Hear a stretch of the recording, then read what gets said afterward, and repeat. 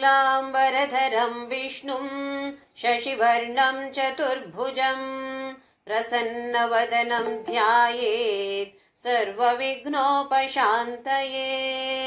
गुरुर्ब्रह्मा गुरुर्विष्णु गुरुर्देवो महेश्वरः गुरुः साक्षात् परब्रह्म तस्मै श्रीगुरवे नमः।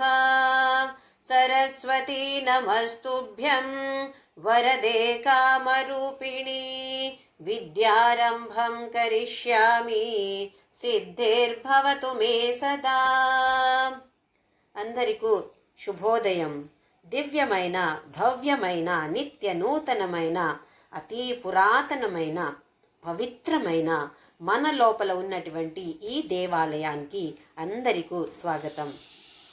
పప్పా స్వామి రామదాస్ మా గురుగారి పాదార విందాలకు ప్రణామాలు. మా అమ్మ నాన్నకి కూడా నా నమస్కారాలు. శ్రీమాత్రే నమః. మనము లలితా సహస్రనామ ప్రతి ఒక్క నామ అర్థం తెలుసుకునే ప్రయత్నం చేస్తున్నాము. 1000 నామాలున్నాయి. ఒక్కొక్క నామానికి అర్థాలున్నాయి. అది ఏంటో అని కొంచెం మనకు ఆ భావన రావడానికి, లేకపోతే మనము యాంత్రికంగా మెకానికల్ అంటాం కదా, మెకానికల్గా మనము పఠన చేస్తాము. కానీ కొంచెమైనా మనకు దాని అర్థం తెలిస్తే ఆ భావన వస్తుంది. ఆ భావనతో మనం పాడినప్పుడు దానికి ఫలితం ఇంకా ఎక్కువ. ఫలితం అంటే మనము ఇది నడవాలి, అది నడవాలి, ఎన్నో కోరికలు ఉంటాయి. మనకు లౌకిక కోరికలు ఉంటాయి. ఇది నడిస్తే, ఇది తీరితే నేను 3 సారి లేదా 100 సారి నేను లలిత సహస్రనామ పఠన చేస్తాను. ఇవి అన్నీ తప్పు అని కాదు, కానీ ఇంకా దాని ముందుకు రావాలి. కోరికలు కావాలి. ఎలాంటి కోరికలు కావాలి మనకు? అధ్యాత్మ పథంలో కోరికలు కావాలి. నాకు నీ మీద ప్రేమమివ్వు. ఈ లౌకిక కోరికలు తగ్గని, నా అహంకారం తగ్గని, నా మనస్సు పవిత్రంగా ఉండని, అందరిలో నిన్ను చూడాలి నేను. ఇలాంటి కోరికలు మనకు ఉండాలి. దానికోసం మనము లలితా సహస్రనామ పఠన చేస్తే పరిణామం, ఫలితం మన మీద ఎక్కువ ఉంటుంది. ఇది ఎవరు రచించారు మనకు తెలుసు. వశిన్యాది వాగ్దేవతలు. ఎందుకు రచించారు? అమ్మవారి ఆదేశం అది.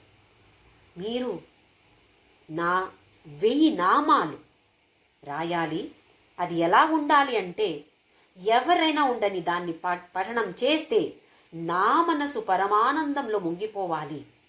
అలాంటి స్తోత్రాన్ని మీరు రచించండి అని ఆదేశం ఇచ్చిన తరువాత వశిన్యాది వాగ్దేవతలు దాన్ని రచయించారు.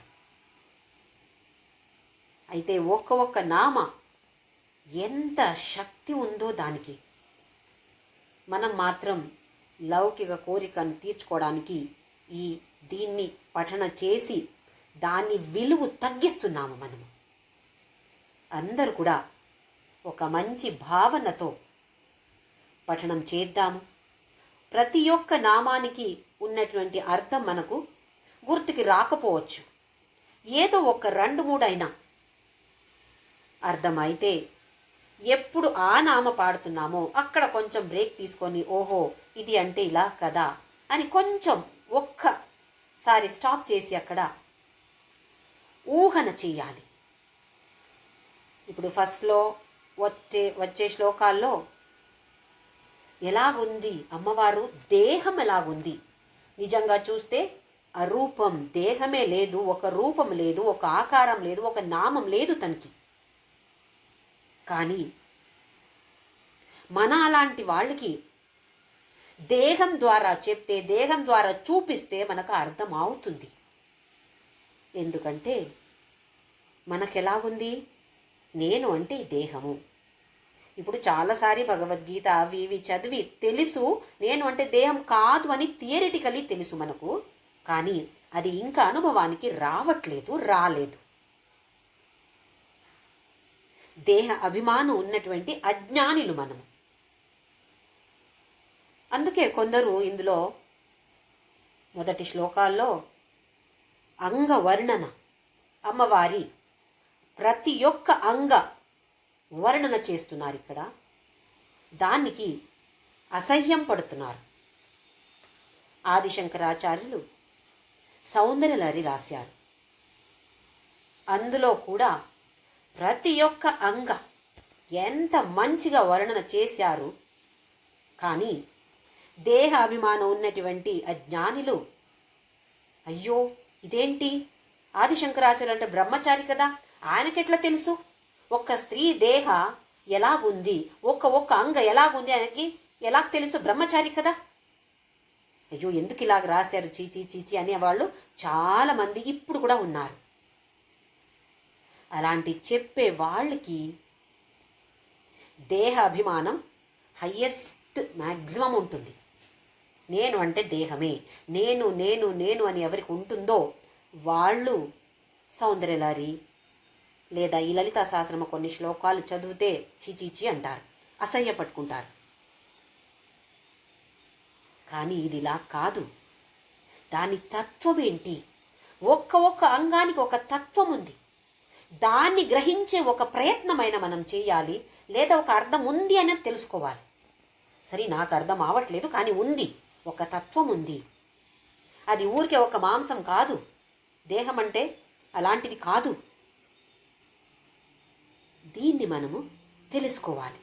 లేకపోతే కొన్ని అంగాల వర్ణన వచ్చినప్పుడు మనకు ఎందుకు ఇలాగ ఉంది, ఎందుకు ఇలాగ రాశారు, సరి కాదు కదా ఇది అని అనిపించవచ్చు. అందుకే ఒక విశాలమైన మనోభావనతో, నేను అంటే ఈ దేహం కాదు అనే మనోభావనతో దీన్ని అర్థం చేసుకోవాలి. పఠన చేసినప్పుడు కూడా నేను అంటే ఈ దేహం కాదు ఆ భావనతో ఇంకా ఏమేం అర్థం మనకు గుర్తుకు వస్తుందో దాన్ని స్మరించి చేయాలి. 6వ శ్లోకం వరకు మనం చూసాము. ఇప్పుడు అన్ని అంగాల వర్ణనాలు వస్తున్నాయి. అప్పుడు ఊహించాలి. ఓహో ఇలా చెప్పినప్పుడు, ఓహో మా అమ్మవారు నా కళ్ళ ముందు ఉన్నారు, కనపడుతున్నారు. ఓహో ఇలా పూలు అంటే అవును అలా పూలు నాకు కనపడుతున్నాయి అంటే మనము ఊహన చెయ్యాలి. ఫస్ట్లో ఊహన చెయ్యాలంట. ఆ తరువాత ఊహించే అవసరమే రాదు. ఎందుకు? మన ముందు తను నిలబడుతుంది. అప్పుడు ఎందుకు ఊహన చేయడం? చూస్తే చాలు, ఆ ధ్యానం చేస్తే చాలు కదా. అలాగే అందరూ కూడా ఫస్ట్లో ఊహన చేసి ఆ తరువాత మన ముందు తన్ని చూసే ప్రయత్నం చేద్దాం. 7వ శ్లోకం. నవచంపక పుష్పాభ నాసాదండ విరాజిత తారాకాంతి తిరస్కారి నాసాభరణ భాసుర. నవచంపక పుష్పాభ నాసాదండ విరాజిత. ఇక్కడ ఈ ముక్కు దండ, నాసా దండ అంటే ఈ ముక్కు దండ ఎలాగుంది అంటే నవచంపక పుష్పాభ. నవచంపక ఇప్పుడే వికసించిన ఒక సంపంగి పూ ఎంత కోమలంగా ఉంటుంది, మృదుగా ఉంటుంది. అలాగే ఒక మధురమైన వాసన, సుగంధం. అలాంటి నవచంపక అలాగే ఉంది ఈ నాసా దండ. మనకిప్పుడు అది ముక్కు అంటే దేనికి ఉపయోగిస్తాం మనము? ఒకటి ఊపిరి, ఇంకొకటి మనము ఆఘ్రాణించడం, ఒక స్మెల్ వాసన చూడటం, దానికి ముక్కు ఉపయోగిస్తున్నాము. పొద్దున వాకింగ్ వెళ్తూ ఉంటే మంచి వాసన, ఎవరో అక్కడ ఉప్మా చేస్తున్నారు అని మనకు తెలిసిపోతుంది. ఎట్లా? వెళ్ళి చూసామా? అంత మంచి వాసన అక్కడి నుండి వస్తుంది.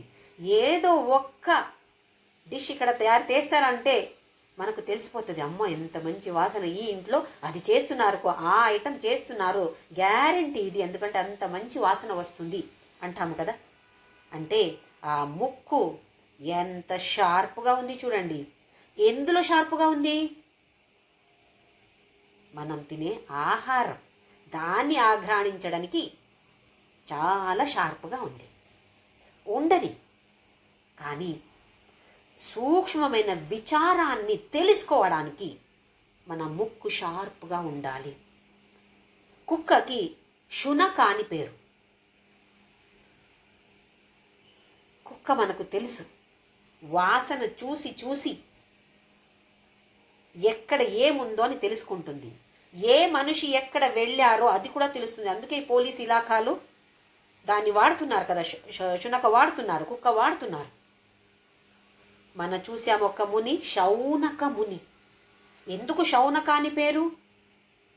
శునక అలాగే ముక్కు ఎంత షార్ప్గా ఉంది అంటే ఎందులో, మన అలాగే ఆహారంలో కాదు, సూక్ష్మమైన విచారాన్ని ఆఘ్రాణించడానికి. మనము నాలిక కూడా చెప్పాము, రామా నీ నామ ఎంతో రుచిరా అని త్యాగరాజులు పాడారు అని. ఏమి తినడం అది ఆహారం ద్వారా కాదు. ఎంత రుచి, దానికి ఒక రుచి మనకు వస్తే ఇంకా ఈ అన్ని ఆహార రుచి ఏముంది, ఏదైనా ఏదో కావాలి మన దేహానికి అని తినొచ్చు, అంతే. కానీ ఆ నాలిక రుచి కోసం తినము. ఇప్పుడు నాలిక రుచి కోసం ఎంత తింటున్నాము. ఎప్పుడు మనకు ఆ రామనామ మీద రుచి పడుతుందో అప్పుడు ఇవన్నీ వెనక వెళ్ళిపోతాయి. అలాగే ఇక్కడ సూక్ష్మ విషయాలు ఎక్కడెక్కడ సూక్ష్మంగా చూడగలుగుతామో అక్కడంతా ఓహో ఇది ఇలా కదా, దీన్ని తెలుసుకునే ప్రయత్నం చేస్తే మన ముక్కు కూడా నవచంపక పుష్పాభ అలాగా అవుతుంది. మృదుగా కోమలంగా ఉంది అని అది చూడటానికి. కానీ తత్వ ఆఘ్రాణించే తత్వ, దేన్ని వాసన చూడాలి. ఇంకొకటి మన వర్తన ఎలాగుండాలి, మంచి వాసన సువాసన ఇవ్వాలి అందరికీ. అంటే ఏదో పర్ఫ్యూమ్ వేసుకొని వెళ్ళిపోవడం కాదు కదా. మన వర్తన ఎంత మంచిగా ఉంటే వాళ్ళు వేరే వాళ్ళందరూ ఓహో ఇంకొకసారి నాకు ఆవిడని కలవాలండి, ఎందుకంటే చాలా మంచిగా మాట్లాడతారు, మంచి విషయాలు చెప్తారు అని మనం కూడా మాట్లాడతాం కదా అలాగే వేరే వాళ్ళ గురించి. ఆవిడని కలిస్తే ఎంత బాగుంటుంది, అలా బ్రతకాలి మనం. మన ముక్కు కూడా అలాంటి విషయాన్ని ఆఘ్రాణించాలి. ఇది నవచంపక పుష్పాభ నాసాదండ విరాజిత. ఆ తరువాత తారాకాంతి తిరస్కారి నాసాభరణ భాసుర. నాసాభరణ ముక్కుల ఆభరణ, ముక్కు బొట్టు వేసుకుంటాం కదా. తమిళ లేడీస్ని చూడండి, స్త్రీలు చూస్తే రెండు ముక్కు కూడా వేసుకుంటారు, ఎంత అందంగా ఉంటారు చూడటానికి. వాళ్ళు నవ్వుతే చాలు, కొంచెం నవ్వుతే చాలు పెద్దగా ఇంత మంచిగా అనిపిస్తుంది మొహమంతా కదా.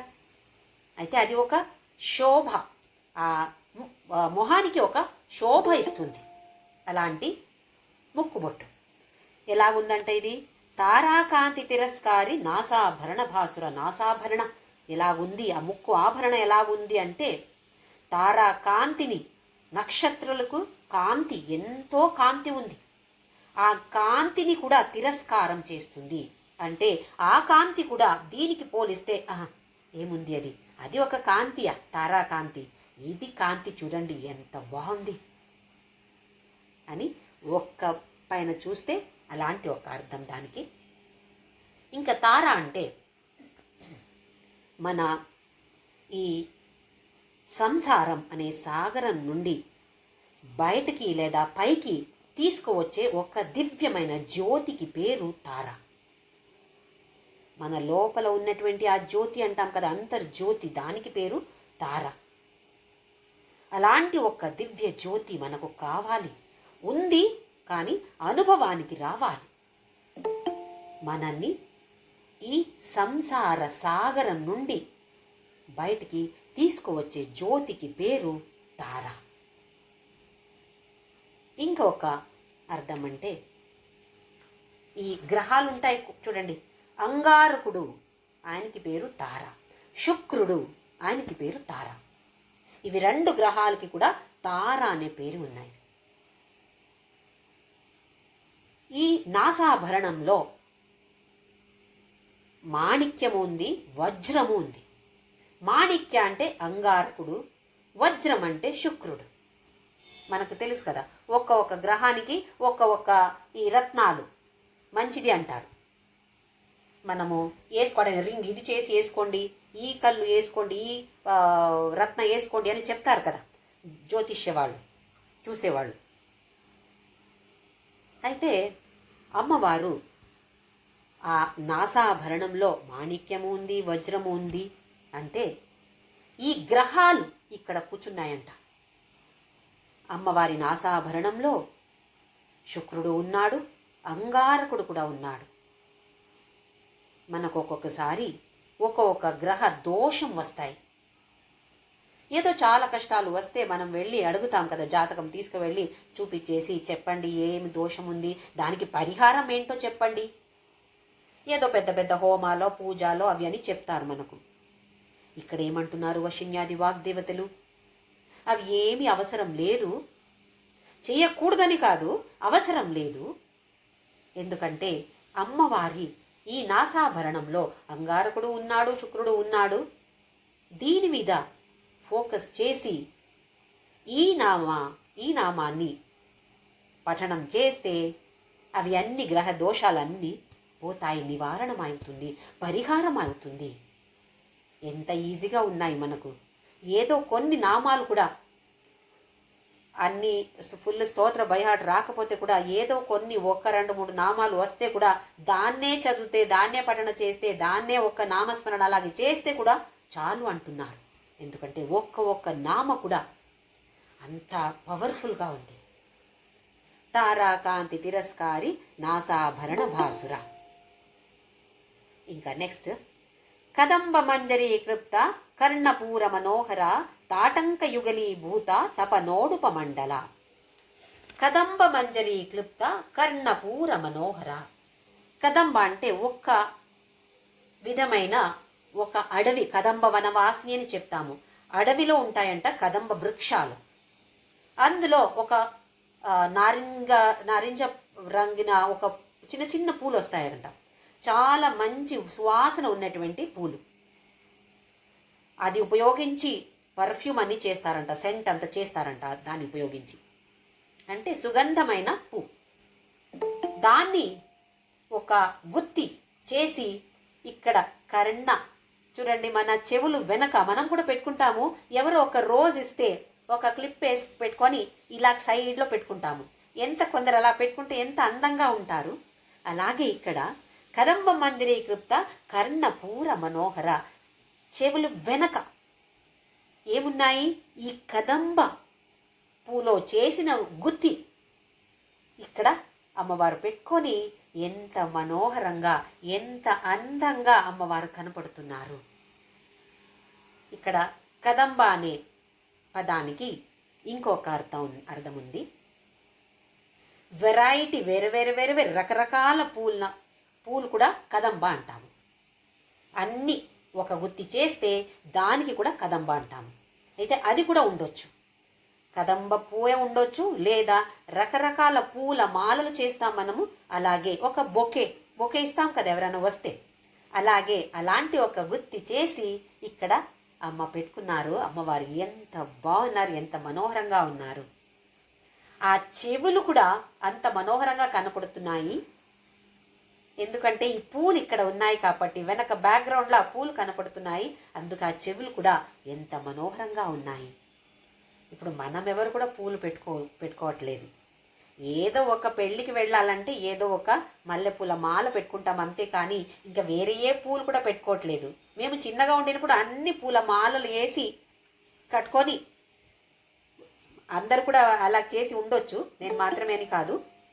కానీ ఇప్పుడు ఏ పూలు కూడా మల్లెపూలే కష్టమే పెట్టుకోవడం. అది ఆ పూలు అంటే అక్కడ పాజిటివ్ ఎనర్జీ ఉంటుంది. అది మనకు పాజిటివ్ ఎనర్జీని మన ఈ బ్రెయిన్కి అంత ఇస్తుందంట. అందుకే పూలమాల పెట్టుకుంటే ఎంతో మంచిది అంటారు. ఇక్కడ మళ్ళీ కదంబ అంటే ఒక అన్ని రకరకాల పూల ఒక గుత్తి అన్నాము.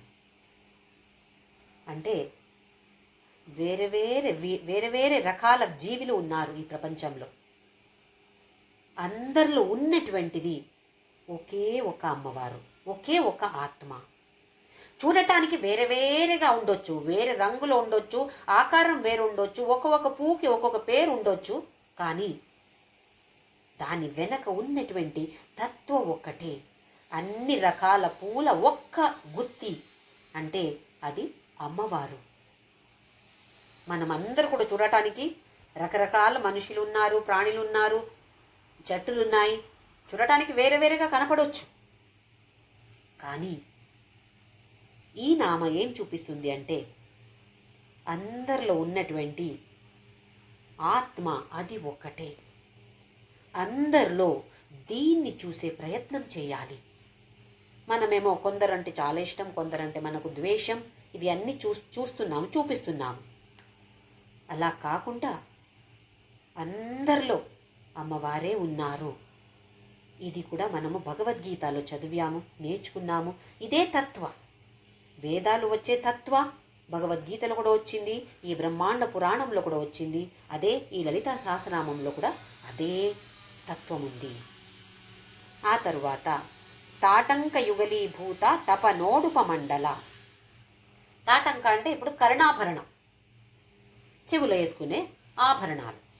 తాటంక అది ఎలాగుంది అంటే యుగలి, యుగలి అంటే రెండు, తప నోడుప, తపన ఉడుప. తపన అంటే సూర్యుడు, ఉడుప అంటే చంద్రుడు. ఉడుప అంటే మన చల్లగా చేసేవాడు, తపన తాపమిచ్చేవాడు సూర్యుడు. ఒక్క చెవి కర్ణాభరణ సూర్యుడు అంటే ఇంకా ఒక్క చెవి కర్ణాభరణ చంద్రుడు అంట. మండల, వాళ్ళు మండల, సూర్య మండల ఒక సైడ్, ఇంకొక సైడ్ చంద్రమండల. అంటే మన ప్రకృతిలో అమ్మవారిని చూడాలి. లక్ష్మీ అష్టోత్తర చూస్తే ప్రకృత్యై నమః, మొదటి నామ ప్రకృత్యై నమః. ప్రకృతిం వికృతిం, ప్రకృతి, నువ్వు ప్రకృతి. ఈ ప్రకృతిలో మనము చూసే ప్రయత్నం చేయాలి. సూర్యుడిని పొద్దున చూస్తాము, ఓ సూర్యుడు అని చూస్తాము. కానీ అక్కడ ఉన్నటువంటి అమ్మవారిని చూడాలి. ఇది సూర్యుడు ఎవరు? సూర్యుడికి ఇంత శక్తి ఎక్కడి నుండి వచ్చింది? అమ్మవారిచ్చారు. మన అమ్మవారు. మనకెప్పుడు ఎవరైనా మనకు చాలా ఫేమస్ అయితే మనకు తెలిసి ఉంటే ఎంత గొప్పగా చెప్పుకుంటాము. నాకు తెలుసండి, నాకు క్లోజ్ ఫ్రెండ్ అండి ఆవిడే అని చెప్పట్లేదా? ఏదో ఒక సీఎంఓ పిఎంఓ అయితే, చీఫ్ మినిస్టర్ ప్రైమ్ మినిస్టర్ అయితే ఇంత గొప్పగా చెప్తాము. ఇది ఎవరు? CEO, chief executive officer of the universe. మా అమ్మవారండి, ఎంత గొప్పగా మనము చెప్పుకోవాలి. అలాంటి తాటంక తమిళనాడులో శ్రీరంగం, అక్కడ ఒక అఖిలాండేశ్వరి గుడి ఉంది. అక్కడ అమ్మవారు ఈ తాటంక అంటే శ్రీచక్రం, రెండు సైడు కూడా పెద్దగా శ్రీచక్రం వేసుకొని ఉంటారంట. శ్రీచక్రం గురించి తర్వాత వర్ణన వచ్చినప్పుడు తర్వాత చూద్దాము. ఇక్కడ తాటంక యుగలీభూత తపనోడుప మండల. ఇంకా దీని శక్తి ఎలాగుంది అంటే ప్రళయకాలంలో లాస్ట్లో శివుడు మాత్రమే ఉంటాడంట. శివుడు మాత్రమే తాండవ నృత్యం చేస్తూ ఉంటాడంట. ఈ తాండవ నృత్యం చేయడానికి చాలా శక్తి కావాలి, చాలా పవర్ఫుల్గా ఉన్నటువంటి ఒక నృత్యం అది. శక్తి కావాలి. ఎక్కడి నుండి శక్తి వస్తుంది అంటే ఈ అమ్మవారు వేసుకుంటారు కదా ఈ తాటంకలో మళ్ళీ రకరకాల రత్నాలు ఉంటాయి, మాణిక్యం, వజ్రం అన్నీ ఉంటాయి, పెద్దది అది. అయితే అందులో ఒక్క మాణిక్యం, ఎన్నో ఉన్నాయి, ఒక్క మాణిక్యం నుండి వచ్చే ఒక్క కిరణం చాలంట ఆ శివుడికి అంత శక్తి ఇవ్వడానికి. అయితే ఆలోచించాలి మనము, ఎంత శక్తి ఉంది ఆ తాటంకకి. ఆ ఒక్క తాటంకలో ఎన్నో మాణిక్యాలు, రత్నాలు అవన్నీ ఉన్నాయి. అందులో ఒక్క మాణిక్యం నుండి వచ్చే ఒక్క కిరణం, అందులో వచ్చే ఆ శక్తి శివుడికి చాలంట తాండవ నృత్య చేయడానికి ప్రళయకాలంలో. అయితే ఎంత శక్తి ఉంది దీనికి. మనం కొంచెమైన ఈ తాటంక యుగలీభూత తపనోడుప మండల అని ఒక్కసారి ఇది పాడి పాడినప్పుడు అమ్మవారి ఒక్క తాటం ఎలాగో షేప్ ఎలాగుందో మనకేం తెలీదు, ఏమో వజ్ర వైఢూర్యాలు అన్నీ ఉన్నాయి అని ఒక్కసారి మనం ఆ ఊహన చేస్తే ఆ శక్తి మనకు వచ్చేస్తుంది. అందుకే కదా స్మరణ చేయాలి అంటాము. ఎందుకు స్మరణ చేయాలి? ఏమవుతుంది దేవుడి గురించి స్మరణ చేస్తే? ఆయనకి ఏ ఏ గుణాలు ఉన్నాయో, ఏ శక్తి ఉందో అది మనకు వస్తుంది. ఇది తత్వం అక్కడ. అయితే ఈ తాటంక యుగలి భూత తప నోడుప మండలాన్ని మనము ఊరికే పాడటం కాదు, ఇంకా ఇప్పుడు పాడేటప్పుడు ఆ తాటంక అక్కడ మనకు కనపడాలి. వేసుకొని అమ్మవారు మంచి షైనింగ్ ఉంది, దాన్ని వేసుకొని నా ముందు కూర్చున్నారు. ఇలాంటి భావనతో మనము ఈ నామాన్ని చదువుదాం. ఆ తరువాత పద్మరాగశిలాదర్శ పరిభావికపోలభూ నవవిద్రుమబింబశ్రీ న్యక్కారిరదనచ్చద. కొన్ని పుస్తకాల్లో న్యక్కారి దశనచ్చద అని ఉంది, దశన రదన రెండు కూడా సేమ్. అది పద్మరాగశిలాదర్శ పరిభావికపోలభూ. కపోల అంటే ఈ పోర్షన్ మనకు చీక్స్. అవి ఎలాగున్నాయంటే పద్మరాగశిల. పద్మరాగ అనే ఒక్క మాణిక్యం, అది గండకి నదీ తీరంలో దొరుకుతుందంట. చాలా మృదుగా ఉంటుంది, సాఫ్ట్గా ఉంటుంది. అది ఆ శిల షైనింగ్గా ఉంటుంది. అయితే ఎలాగుంది? పద్మరాగశిల అలాగే షైన్ అవుతుంది. మనము కొందరిని ఒక్కొక్కసారి చూస్తే చాలా మంచి చీర కట్టుకున్నారు, ఆ చీర రంగు ఇక్కడ వాళ్ళ మొహం మీద రిఫ్లెక్ట్ అవుతుంది అని చెప్తాం కదా. పింక్ చీర కట్టుకున్నారు, ఆహా ఎంత ఇక్కడంతా పింక్గా కనపడుతున్నారండి మీరు అని చెప్పట్లేదా? అయితే ఈ పద్మరాగ అనేది ఆ రెడ్ కలర్లో ఉంటుంది. అమ్మవారు వేసుకున్న చీర కలరు రెడ్ కదా, అయితే అది ఇక్కడ ప్రతిబింబం, రిఫ్లెక్షన్ అవుతుంది మొహం మీద. పద్మరాగశిలాదర్శ పరిభావి కపోలభూ.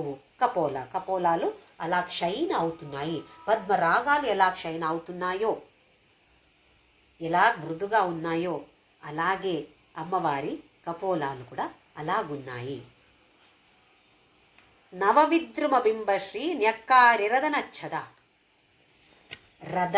రదన అంటే పళ్ళు, దశన అంటే కూడా పళ్ళు. నవవిద్రుమ అంటే పగడాలు.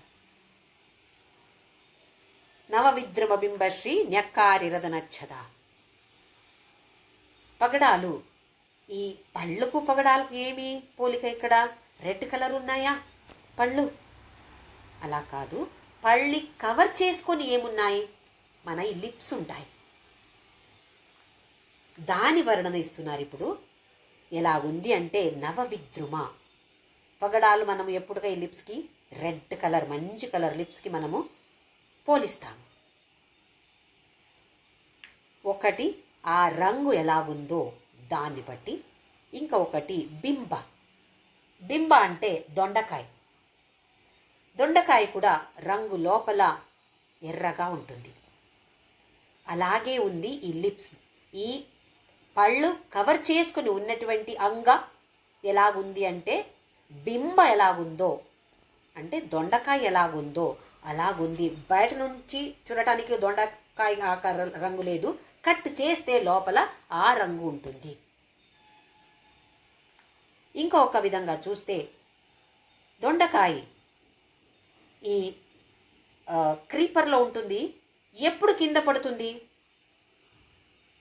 ఎప్పుడు ఫుల్ లైఫ్ అయిందో అప్పుడు మాత్రమే కింద పడుతుంది. మనము మహామృత్యుంజయ మంత్రంలో చూస్తాము, త్రయంబకం యజామహే సుగంధిం పుష్టివర్ధనం ఉర్వారుకమివ బంధనాత్ మృత్యోర్ముక్షీయమామృతాత్. అంటే ఉర్వారుకం అని వస్తుంది. ఉర్వారుకం అంటే దోసకాయకి శివుడికి ఏమిటి కనెక్షన్ ఇక్కడ? అంటే శివుడి దగ్గర మనం ఏం ప్రార్థన చేస్తున్నామంటే, నా జీవితంలో కూడా అపమృత్యు రాకూడదు, యాక్సిడెంట్ అయి చనిపోవడం ఇలాంటిది నాకు ఇవ్వొద్దు మరి ఎలాంటి మృత్యు అయితే మనకు గ్యారంటీ? ఎలాంటి మృత్యు రావాలి? ఒక ఉర్వారుకం దోసకాయ ఎలా పడుతుందో ఫుల్ లైఫ్ అయిన తర్వాత అది కింద పడుతుంది, ఆటోమేటిక్గా కింద పడుతుంది. అలాగే నేను కూడా వృద్ధ ఆ వయసు వచ్చిన తర్వాతనే నా జీవితం అంతా మంచిగా ఉండి, హెల్తీగా ఆరోగ్యంగా ఉండి, దైహికంగా మానసికంగా ఆరోగ్యంగా ఉండి ఆ తర్వాత నాకు మృత్యు రాని, నాకు అలాంటి మృత్యు ఇవ్వు. ఉర్వారుకమేవ బంధనాత్ మృత్యోర్, నాకు అలాంటి మృత్యు నాకు ఇవ్వు. అలాగే ఇక్కడ బింబ అంటే దొండకాయ ఎలా పడుతుందో, ఆటోమేటిక్గా పడుతుందో, అలాగే నేను కూడా అలాగుండి నాకు మోక్షం ఇవ్వు. ఇక్కడ బింబ అనేది దానికి ఇంకొక అర్థం అంటే మోక్ష. నాకు మోక్షం ఇవ్వు. మళ్ళీ నవవిద్రుమ బింబశ్రీ న్యక్కారిరద నచ్చదా.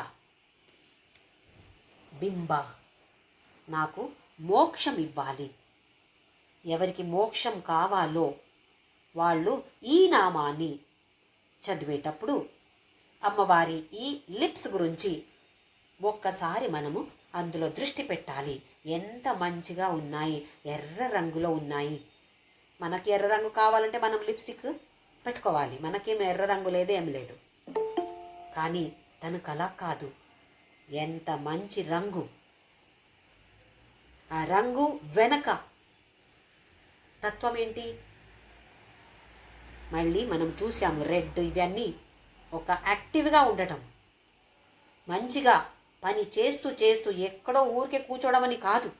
అది ధ్యానం, అది మాత్రమే ధ్యానం. అది కూడా ఒక్క విధంగా చూస్తే అది ధ్యానమే. యాక్టివ్గా ఉండటం, కర్మయోగ చేయడం మనకు అవసరమే. మన మనస్సు పరిశుద్ధం అవ్వాలి అంటే కర్మయోగ అవసరమే. అయితే కర్మయోగం చెయ్యి, అటాచ్మెంట్ పెట్టుకోకూడదు, దేనికి కూడా అటాచ్మెంట్ పెట్టుకోకూడదు అని మళ్ళీ మళ్ళీ ఒక్క అంగాలు కూడా మనకు దాని గురించి బోధన ఇస్తున్నాయి. నవవిద్రుమ బింబశ్రీ న్యక్కారిరద నచ్చద. దశన అంటే కూడా పళ్ళు, రదన అంటే కూడా పళ్ళు. శుద్ధ విద్యాంకురాకార ద్విజ పంక్తి ద్వయోజ్వల. ద్విజ, ద్విజ అంటే రెండు జన్మం ఎవరికి ఉందో రెండో జన్మం.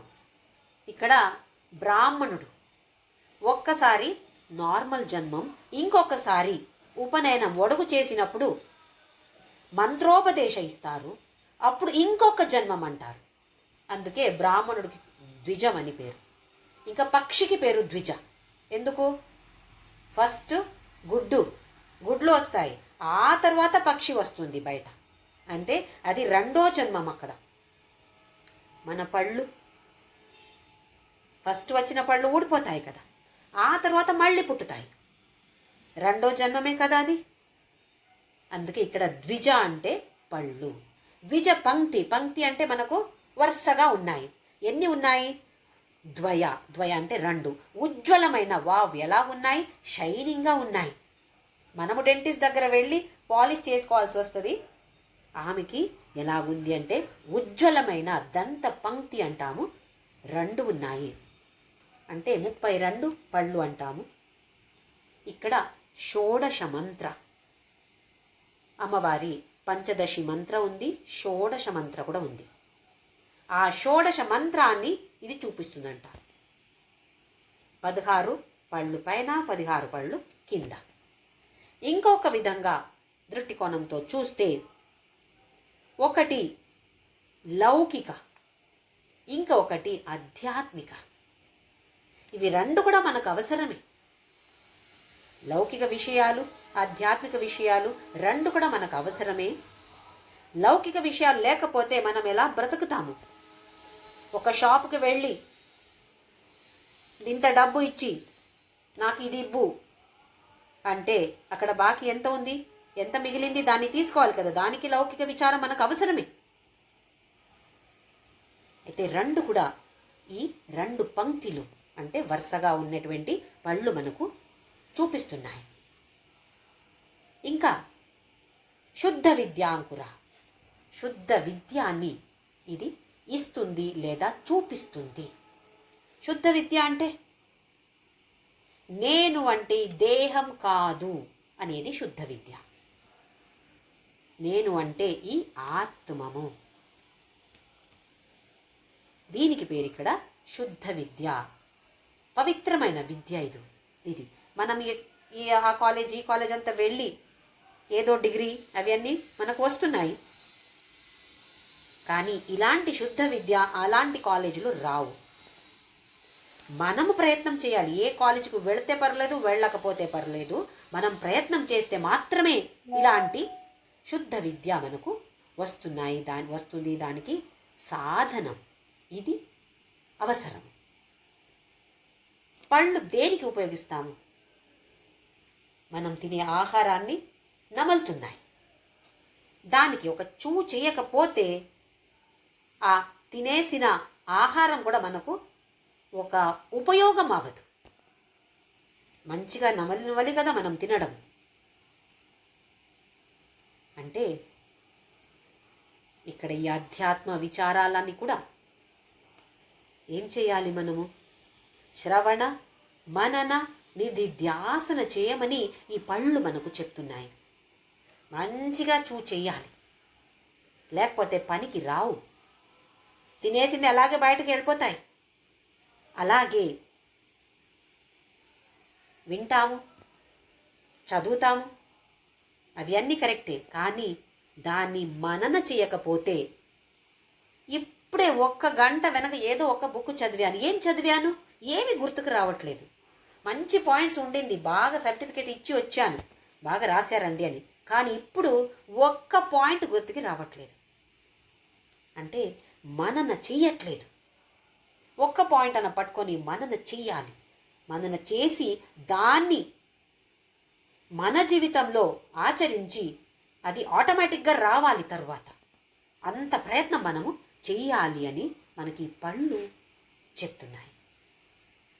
అయితే చూడండి, ఒక్క అంగం కూడా ఒక తత్వాన్ని మనకు చూపిస్తున్నాయి.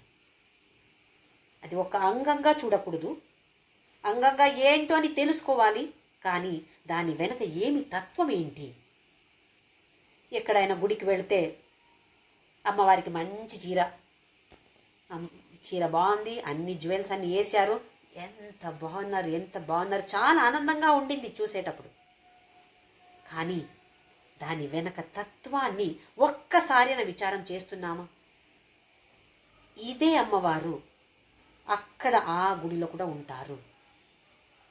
గుడిలో మాత్రమేనా? నా ఇంట్లో ఉన్నటువంటి వాళ్ళు ఎవరు? అమ్మవారే. నేనెవరు? అమ్మవారే. ఇలాంటి భావన అప్పుడప్పుడు మనము మళ్ళీ తీసుకురావాలి, ఫోర్స్ చేసి తీసుకురావాలి. ఆ భావన అప్పుడు రాకపోవచ్చు, కానీ ఫోర్స్ చేయాలి. ఇది ఎవరితో నేను పోట్లాడుతున్నాను? ఎవరి మీద అరుస్తున్నాను? నేను అమ్మవారి మీద అరుస్తున్నాను. అది అమ్మవారు అని అక్కడ భావన వస్తే అక్కడికి అరవడం స్టాప్ అయిపోతుంది. ఇలాంటి భావనలు మనము తీసుకువచ్చే ప్రయత్నం చేస్తూ ఈ లలితా సహస్రనామ పఠనం చేయాలి. ఊరికే పఠనం చేస్తాము, అయింది, నా పని అయిపోయింది అని అట్లా కాదు. ఒక్క నామ ఎంత పవర్ఫుల్ ఉంది, ఆ పవర్ మన మీద పడాలి అంటే మనము ఫోకస్ చేయాలి. అయితే అది చేస్తూ ముందుకు వెళ్తాము. శుద్ధ విద్యాంకురాకార ద్విజ పంక్తి ద్వయోజ్వల ఉజ్వలమైన దంత పంక్తులు మనకు శుద్ధ విద్యాన్ని ఇస్తున్నాయి. కర్పూర వీటికా మోద సమాకర్ష దిగంతర. వీటిక అంటే తమలపాకు. అమ్మవారు పాన్ తింటున్నారంట. ఎలాగుంది? అందులో పచ్చ కర్పూరం వేశారు, తమలపాకు వేశారు. ఆ తర్వాత ఆనందం, ఆమోద అంటే అక్కడ ఆనందం. దాన్ని పాన్ తినేటప్పుడు ఎంత ఆనందంగా ఉంది అమ్మవారికి. అందులో ఏమేమి వేశారు? చాలా వెరైటీ, రకరకాల సుగంధమైన వేరే ఐటమ్స్ వేసారంట. రకరకాల మనం చూస్తాం కదా, వేరే రాజస్థానీ వాళ్ళు వేరే విధంగా పాన్ తయారు చేస్తారు, ఎంతో మంచి వాసన ఉంటుంది. ఇందులో కూడా వేరే రకరకాల ఐటమ్స్ వేసి తాంబూలం దాన్ని అమ్మవారు తింటున్నారు. కర్పూర వీటికా మోద సమాకర్ష దిగంతర. ఆ సుగంధం అన్ని దిక్కుల, దిగంతర అన్ని చోట ఆ సుగంధ వాసన ఉంది. ఈ సౌందర్యలహరిలో ఆదిశంకరాచార్యులు ఈ తాంబూలం గురించి ఒక శ్లోకం రాశారు. రణే జిత్వా దైత్యాన్ అపహృత శిరస్త్రై కవచిభిః నివృత్తైశ్చండాంశ త్రిపురకర నిర్మాల్య విముఖై విశాఖేంద్రోపేంద్రై శశి విశద కర్పూర శకలా విలీయంతే మాతః తవ వదన తాంబూల కబలా. ఏమర్థం అంటే, విశాఖేంద్రోపేంద్రై, విశాఖ అంటే ఇక్కడ సుబ్రహ్మణ్యుడు, ఇంద్ర అంటే ఇంద్రుడు, ఉపేంద్ర అంటే మన భావనలు, మన మనస్సు, మన బుద్ధి. సుబ్రహ్మణ్యుడు ఈ తారకాసుర వధ చేసిన తరువాత అమ్మవారికి చెప్పాలి చెప్పాలి అని ఆశతో ఇంద్ర, ఉపేంద్ర అందరూ దేవతలు వాళ్ళతో వస్తున్నాడంట. దేవగణ. దానికి అక్కడ హీరో సుబ్రహ్మణ్య, నాయకుడు సుబ్రహ్మణ్యుడు. అందరూ వస్తూ ఉంటే అక్కడ శివ నిర్మాల్య. నిర్మాల్య అంటే మనకు తెలుసు, పూజ చేసిన తరువాత ఆయన తర్వాత ఏమేమి అక్కడ ఉంటాయో దాన్ని తీసి పెడతారు కదా, దానికి పేరు నిర్మాల్యం. అవి ఎంతో పవర్ఫుల్. దాన్ని నిర్లక్ష్యం చేసి, అంటే దానికి ఎక్కువ విలువ ఇవ్వలేదు. ఇక్కడ అమ్మవారి దగ్గర వచ్చి అమ్మవారు అక్కడ తాంబూలం తింటూ ఉంటారు. అప్పుడు ఒక్క చుక్కమైన పడొచ్చు మన మీద అని ఆశతో అందరూ అమ్మవారి దగ్గర అక్కడ కూర్చున్నారంట. సుబ్రహ్మణ్యుడు నేను తారకాసురుని సంహారం చేశాను అని అన్ని కథ చెప్పేటప్పుడు అమ్మవారు ఓహో అవునా, ఎలాగైంది, ఏమైంది అని ప్రశ్న అడగొచ్చు.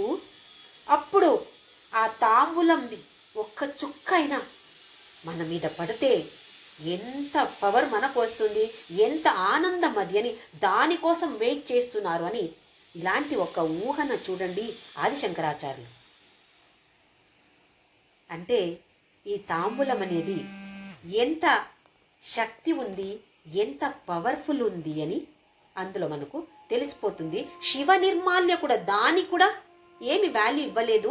ఇక్కడ అమ్మవారి దగ్గర వచ్చి ఇది చూడాలి, ఇది కొంచెమైనా మన మీద పడాలి అని ఆశతో వాళ్ళందరూ వచ్చారు. కర్పూర వీటికా మోద సమాకర్ష దిగంతర, ఆకర్షణ చేస్తుంది అన్ని దిక్కులని. ఇది ఈ సుగంధ మన ఆకర్షణ చేస్తుంది. ఆ తరువాత నిజ సల్లాప మాధుర్య వినిర్భర్సిత కచ్చపి.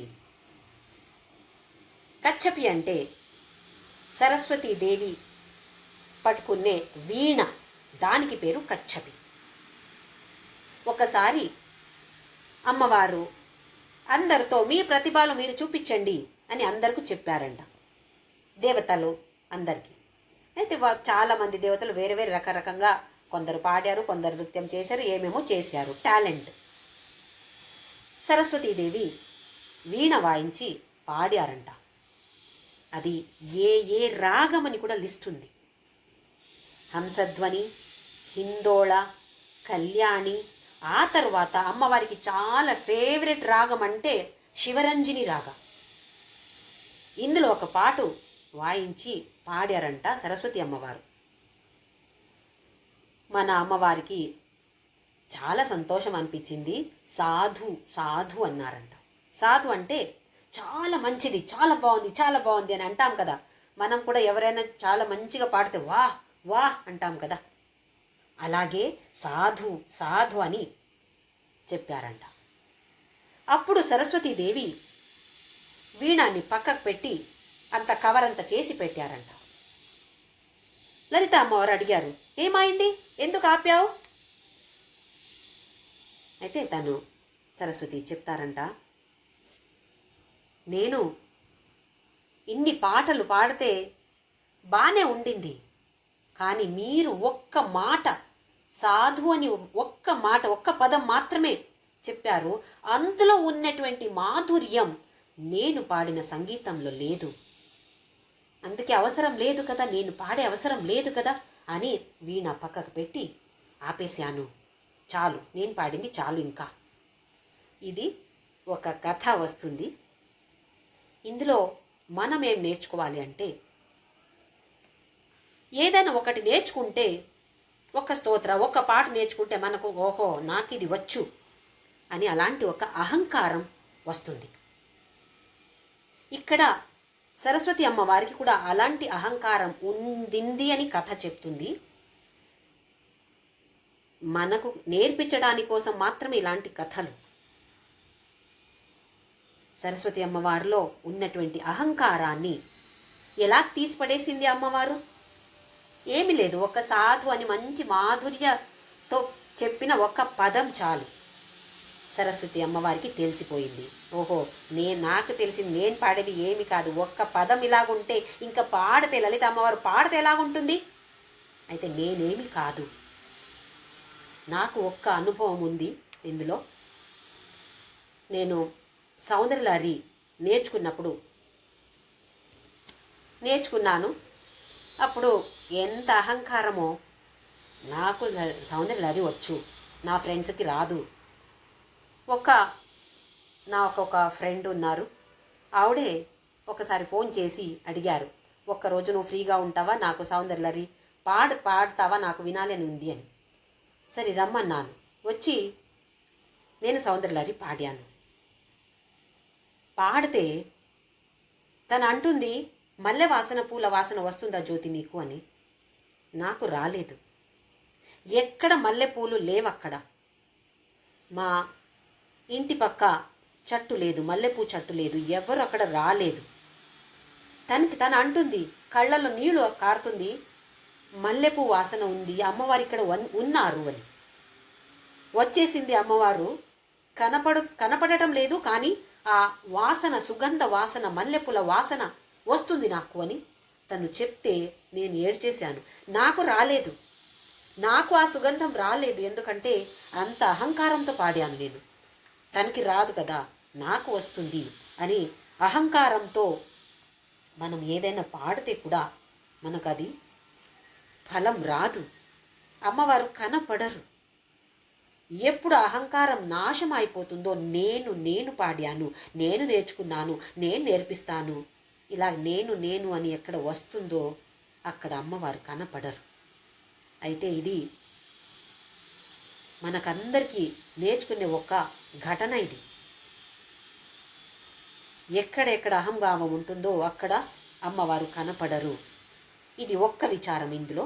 ఇంకా నిజ సల్లాప అంటే లోపల నుండి వచ్చే ఒక నాదం, బయట నుండి వచ్చే శబ్దం కాదు, ఆ సౌండ్ కాదు, లోపల నుంచి వచ్చే నాదం. చూడండి, మనము శంఖ నాద అంటాము, ఘంట నాద అంటాము, గంట శబ్ద అంటామా, శంఖ శబ్దం అంటామా, నాద అంటాం కదా. ఎందుకు? ఆ శంఖం నుండే వచ్చే ఆ శబ్దాన్ని విని అది లోపల రావాలి, ఆ శబ్దం మనకు లోపల నుండి రావాలి, అప్పుడు అది శంఖనాదం అయిపోతుంది. దాన్ని లోపల వినే ప్రయత్నం చేయాలి. గంట ఇలాగ ఒకసారి చేస్తే డయ్యని ఆ సౌండ్ ఎంతసేపు ఉంటుంది చూడండి, దానికి నాదం అని పేరు. ఒక్కసారి పడేది అది శబ్దం, ఆ తర్వాత నాదం ఉంటుంది కదా, అది మనకు లోపల ఉండాలి. నిజ సల్లాప తను మన లోపల ఉండి ఆ నిజ సల్లాపం నాదం ఇస్తుంది. కానీ మనము అహంభావంతో ఈ లౌకిక ప్రపంచంలో ఎంత బిజీగా ఉన్నామంటే ఆ నాదం వినడానికి మన దగ్గర టైం లేదు, అంత బిజీగా ఉన్నాం మనం. అయితే ఇందులో మనం ఏం నేర్చుకోవాలంటే ఇవి రెండు. ఒకటి, లోపల నుండి ఒక నాదం ఉంటుంది, మనం కొంచెమైనా ధ్యానం చేస్తే, ప్రయత్నం చేస్తే ఆ నాదం ఒక్కరోజు మనము వినొచ్చు. ఇంకొకటి, అహంభావంతో ఏమి కూడా మనము చెయ్యకూడదు. నిమిత్త మాత్రం భవసవ్యసాచిన్ అన్నాడు భగవంతుడు 11వ అధ్యాయంలో భగవద్గీతలో. నిమిత్త మాత్రం, నువ్వు ఒక నిమిత్తం మాత్రమే, నువ్వు కాదు చేసేది అర్జున, నువ్వు కాదు యుద్ధం చేసేది. చంపేది నువ్వు కాదు, నువ్వొక్క నిమిత్త మాత్రమే. అలాంటి భావనతో ఈ నామ చదువుదాం. ఆ తర్వాత మందస్మిత ప్రభాపూర మజ్జత్ కామేశ మానస. మందస్మిత ఒక మంచి నవ్వు, చిరునవ్వు ఎలాగుంది అంటే దాని ప్రభ ఎలాగుంది అంటే మజ్జత్ కామేశ మానస. ఈ శివుడు మన్మథుడి సంహారం చేసి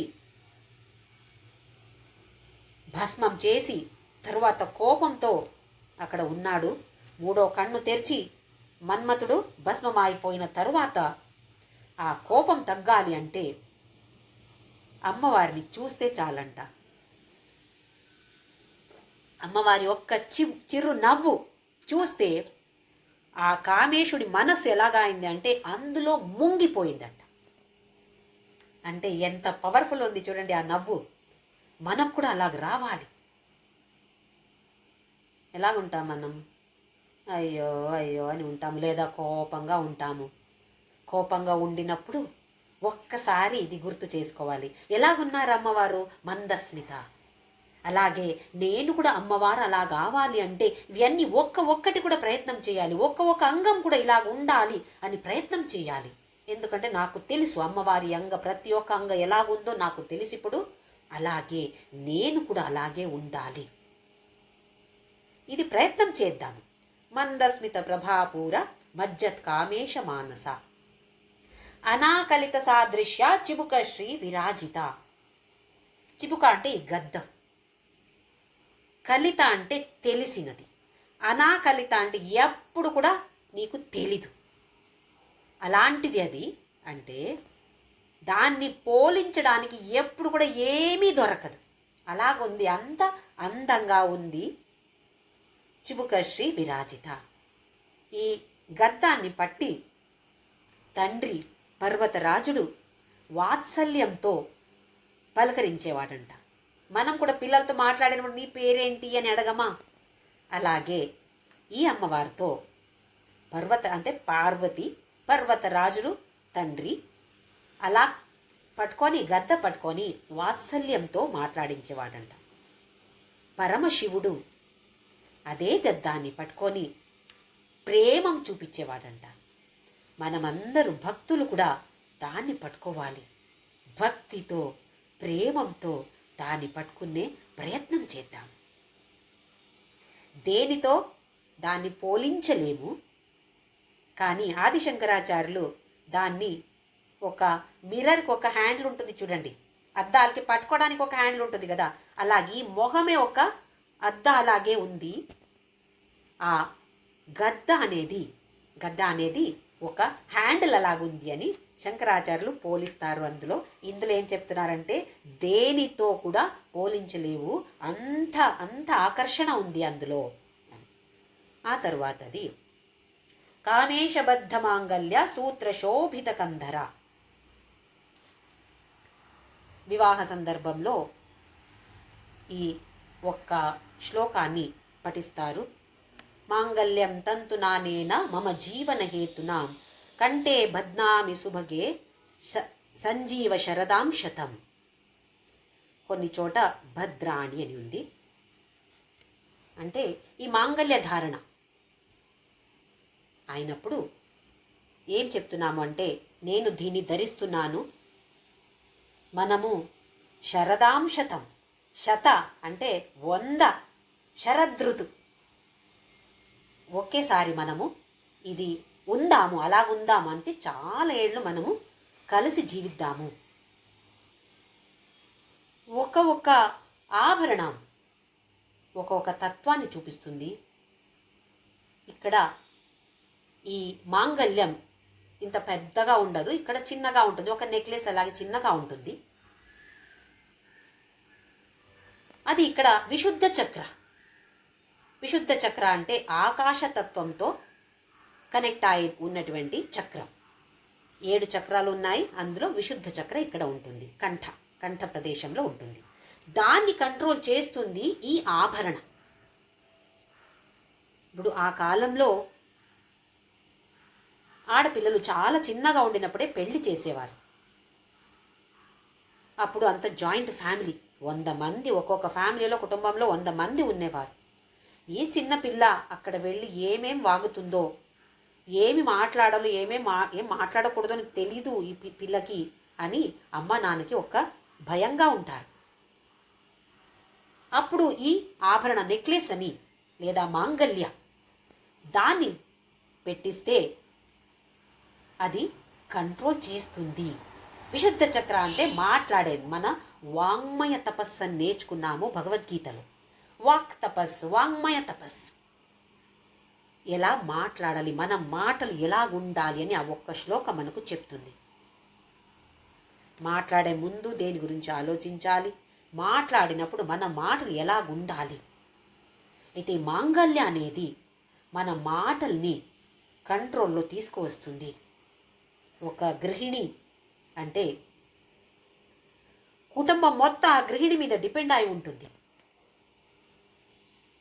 ఇంట్లో ఉన్నటువంటి ఈ గృహిణికి మూడు బాగలేదు అంటే అందరూ కూడా ఎలాగో ఉంటారు, డల్గా ఉంటారు. ఈ గృహిణి సంతోషంగా ఉత్సాహంగా ఉంది అంటే అందరు కూడా యాక్టివ్గా ఉంటారు. చూడండి మన ఇంట్లో నడిచేది. మనం డల్గా ఉన్నామో అందరూ కూడా అలాగే డల్ అయిపోతారు. మనము ఉత్సాహంగా ఉన్నామో వాళ్ళందరూ కూడా ఎంత ఎనర్జెటిక్గా ఉంటారు. ఇది మన కర్తవ్యం. అయితే ఇక్కడ కామేశబద్ధ మాంగల్య సూత్ర శోభిత కందరాది ఒక సూత్ర. స్తోత్ర అనేది ఇక్కడ సూత్రం. సూత్రం అంటే ఒక ఫార్ములా, ఇలాగుండాలి. మన కర్తవ్యాలు ఏంటో దాన్ని మనకు గుర్తు చేస్తుంది ఈ మాంగల్యం. అందరిని చూసుకునే కర్తవ్యం ఉంది మనకు. అది పెళ్లి చేసుకుంటే ఒక్క అబ్బాయిని పెళ్లి చేసుకోవడం కాదు, మొత్తం కుటుంబాన్ని పెళ్లి చేసుకోవడమే. అందరిని చూసుకోవాలి. అత్తగారు మామగారు ఎవరెవరు ఉన్నారో అందరినీ చూసుకోవాలి. ఇటు ఈ పేరెంట్స్ని కూడా వదలకూడదు. ఇది ఒక్క ఆడపిల్లకు ఉన్నటువంటి ఒక శ్రేష్టమైన ఒక్క అవకాశం ఇది. అటు అమ్మ నాన్నని చూసుకోవాలి, ఇటు అత్తగారు మామగారిని కూడా చూసుకోవాలి. అందరిని చూసుకోవాలంటే మాటలు ఎలాగుండాలి, వర్తన ఎలాగుండాలి, అందరూ కావాలి. ఇంటికి అందరూ రావాలి, చుట్టాలు రావాలి, ఫ్రెండ్స్ రావాలి. ఎప్పుడు వస్తారు? మనం మంచిగా మాట్లాడితే కదా వాళ్ళు వచ్చేది. చుట్టాలు ఎందుకు వస్తారు లేకపోతే? అంటే మన కర్తవ్యాలు ఏంటో అని మనకు గుర్తు చేస్తుంది ఈ మాంగల్యం. ఇంకా దాన్ని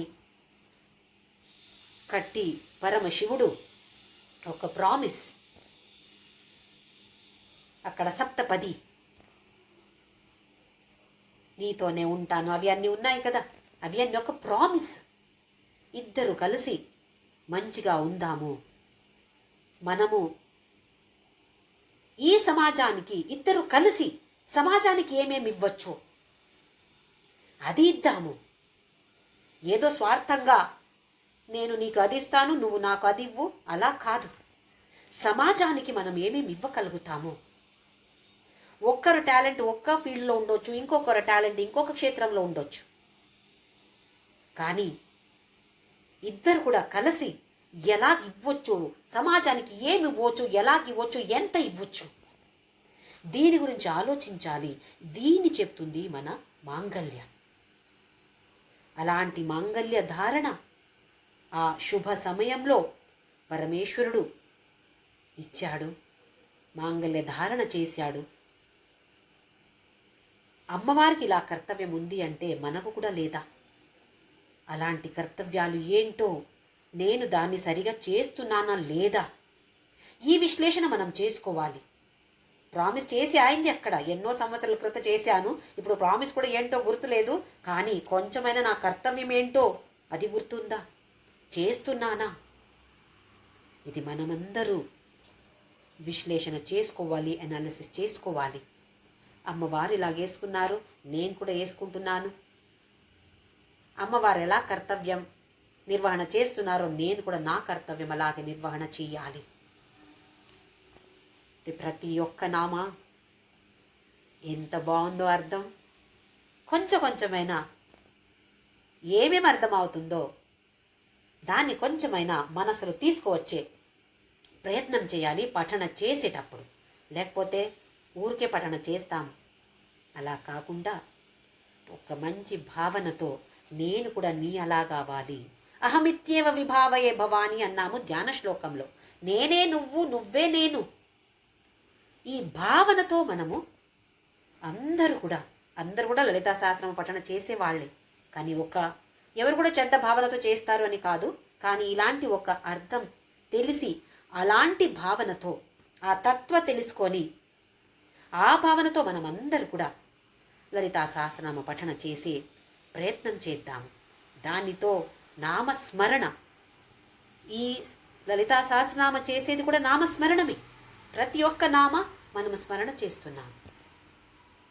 స్మరణ చేస్తూ చేస్తూ ఈ అధ్యాత్మ పథంలో అందరూ ముందుకెళదాం. ఓం శ్రీరామ్ జయ రామ్ జయ జయ రామ్. ఓం శ్రీరామ్ జయ రామ్ జయ జయ రామ్. ఓం శ్రీరామ్ జయ రామ్ జయ జయ రామ్. ఓం శ్రీరామ్ జయ రామ్ జయ జయ రామ్. ఓం శ్రీరామ్ జయ రామ్ జయ జయ రామ్. ఓం శ్రీరామ్ జయ రామ్ జయ జయ రామ్. ఓం శ్రీరామ్ జయ రామ్ జయ జయ రామ్. ఓం శ్రీరామ్ జయ రామ్ జయ జయ రామ్. ఓం శ్రీరామ్ జయ రామ్ జయ జయ రామ్. ఓం శ్రీరామ్ జయ రామ్ జయ జయ రామ్. ఓం శ్రీరామ్ జయ రామ్ జయ జయ రామ్. ఓం శ్రీరామ్ జయ రామ్ జయ జయ రామ్. ఓం असतो मा सद्गमय तमसो मा ज्योतिर्गमय मृत्योर्मा अमृतं गमय. ॐ शान्ति शान्ति शान्तिः. लोका समस्ता सुखिनो भवन्तु. लोका समस्ता सुखिनो भवन्तु. लोका समस्ता सुखिनो भवन्तु.